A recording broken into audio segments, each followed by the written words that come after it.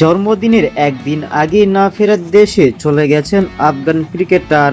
অবশেষে মৃত্যুর কাছে হার মানলেন দীর্ঘদিন রোগে ভুগে থাকা আফগানিস্তান জাতীয় ক্রিকেট দলের সাবেক বামহাতি পেসার সাপুর জারদান।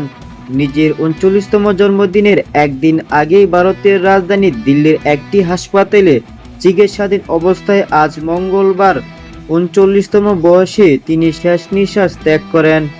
তার মৃত্যুর খবরটি নিশ্চিত করে গভীর শোক ও দুঃখ প্রকাশ করেছে আফগানিস্তান ক্রিকেট বোর্ড।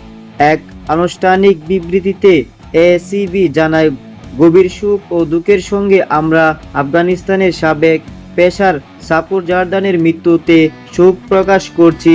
সাপুর জারদান ছিলেন আফগানিস্তান ক্রিকেটের শুরুর দিকে অন্যতম প্রধান প্রতিকৃতি।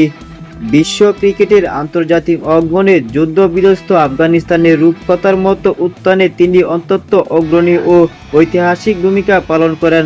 দেশের হয়ে ওয়ানডে এবং টি-20 উভয় সংস্কারে প্রতিনিধিত্ব করা জারদান তার দুর্দান্ত গতিতে, আক্রমণাত্মক বোলিং ও স্বভাবজাত লম্বা চুলের জন্য বিশ্বজুড়ে বেশ পরিচিত ছিলেন।